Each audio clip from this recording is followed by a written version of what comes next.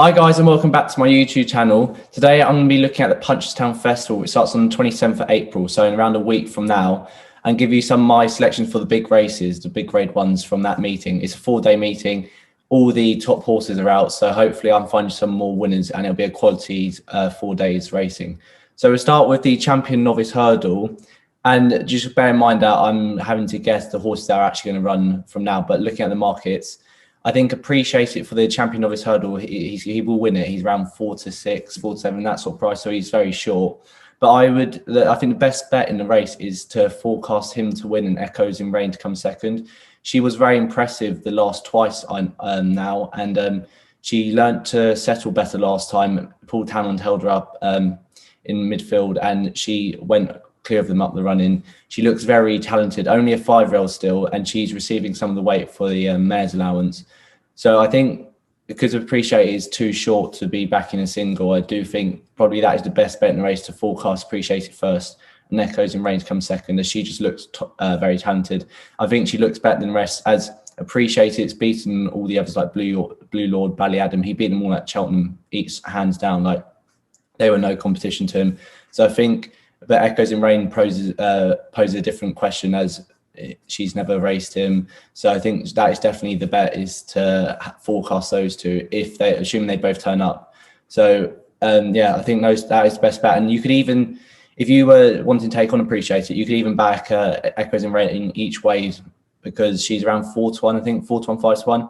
So I can't see her finishing outside the money.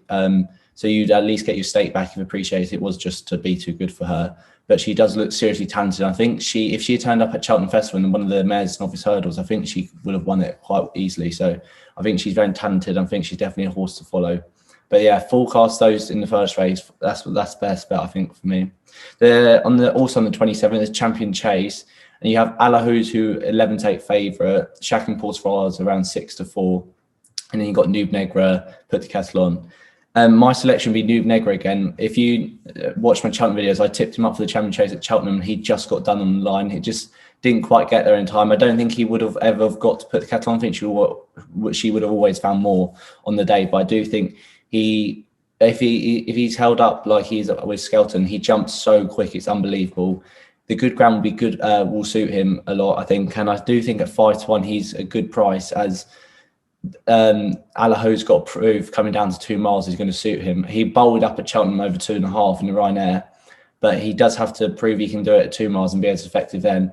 And I think you also have to bear in mind that he looked so impressive at Cheltenham because Rachel Blackmore was on him, and she was just unreal that week. And her horses, so you could say that overperformed, because she got the tactics spot on. So don't take the form at face value, because I think 11 to 8 for Allaho is quite short when he's got proof coming down to 2 miles will suit him.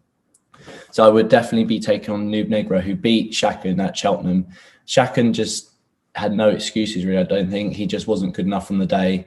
And I do think Noob Negra is a younger horse. He's only a 7-year-old and he's coming through. And I think he could reverse form and put the kettle on. He could serve up to the front too. So especially with the Skeltons flying at me, I think Noob Negra is the one to be on each way at around 5 to 1.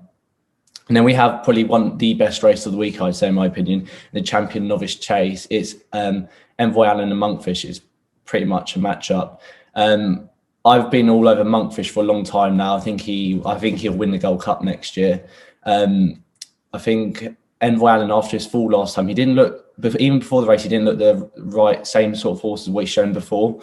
So I do think Monkfish has every right to win the race. I think he's got the speed. He jumps very good. He did not jump well at Cheltenham, but I think he would have learned a lot from that. Paul Townend rode him very cautiously that day, I thought, and I don't think that was best effect. I think when they go a faster pace, I think it will suit him. Envoy Allen's got proof coming off that fall, whether he's the same sort of horse, whether he's still got his confidence.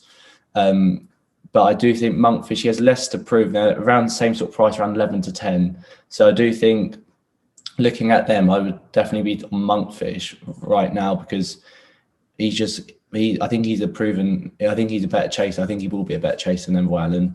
And I think he's the class. And I think he's next year's Gold Cup winner. So I won't be deserting him now. So they're the 3 main races on the day 1 of the Punchestown Festival. So I'm going to go on to day 2 now. and that's the 28th of April, and it's Punchestown Gold Cup. Miller Indo is obviously favourite after winning the Gold Cup at Cheltenham, and Album Photo is second favourite.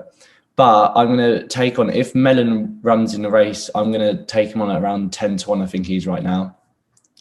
I don't know what happened to him at Cheltenham. He just, for whatever reason, just pulled up, just didn't run his race. He ended up pulling out behind Allaho. I think that race was absolutely blown apart. Allaho just was way too good for them on the day. I think Mellon, I think 3 miles is fine for him. I don't think it's a problem. And I think if they have to front run him, they have to use his jumping, because his jumping is very good and quick. If they hold him up, it will just waste his jumping. And as that showed at Leopardstown in February, he came last. So I think if he can, after pulling up, it might not be no bad thing pulling up at Cheltenham, because he had an easier race, if you get me. Whereas Miller Indo and Album Photo had very hard race in the Gold Cup. So that is a positive for Mellon. He has got to prove himself, obviously, come back after pulling up, but I would take a chance on him. He normally runs a very consistent race. So, and you never know with Miller Indo and Album Photo, that Gold Cup would have taken a lot out of them. So there's no guarantee to back that up, because they would be exhausted off that run. The Storyteller is a fascinating horse. I think he'll go for this race. He'll either go this race or the Stayers at Punchestown. We don't know yet, but I think whatever race he does go in, I think he's got a cracking chance, because they withdrew him from the Grand National, probably with an eye to one of these races that they actually think he's got a much better chance in. And I think he's around 14-1 for the Punchestown Gold Cup. So I think that is if he does go in the race, I think it's a great price as well each way. So him and Mellon would be my selections for that race if they both turn up, obviously, on the day. It's a champion flat race, the bumper at Punchestown on the 28th as well, to finish off the day. Now, I was all over Kilcrup for the champion bumper at Cheltenham. I feel like a little bit robbed on it. Sir Gerhard just got an unbelievable ride from Rachel once again, just stole it on the front end, nicked 5 lengths turning in, and Kilcrup still managed to get within a length of him at the line. I think Kilcrup is, for me, he's a better horse. I think the way he made up that ground very quickly was quite impressive, and I think he could easily reverse form Sir Gerhard. They just won't let Sir Gerhard have such an easy time on the front end. I can't imagine that happening, because that would be madness, because if that does happen, he'll just win again. But Kilcrup, if they get riding a bit nearer to Sir Gerhard, I can't see how I think he has a better turn of foot than Sir Gerhard, and I think he has the speed to beat him up the straight. So I'm going to stick with Kilcrup. I don't see why he can't reverse form, and I was so impressed with him at Leopardstown in February or Christmas time. So I think he's one to stick with for me. So they're the 5 races from the first 2 days of the festival. And it is a Scottish Grand National Day. So hopefully the Mighty Thunder or Sam's Adventure run well, as I tipped them up in my previous video. So let me know if you back them, and hopefully they win today. And I'll be going through day 3 and 4 of the Punchestown Festival in my next video. So make sure to subscribe and watch my next video. So thanks for listening.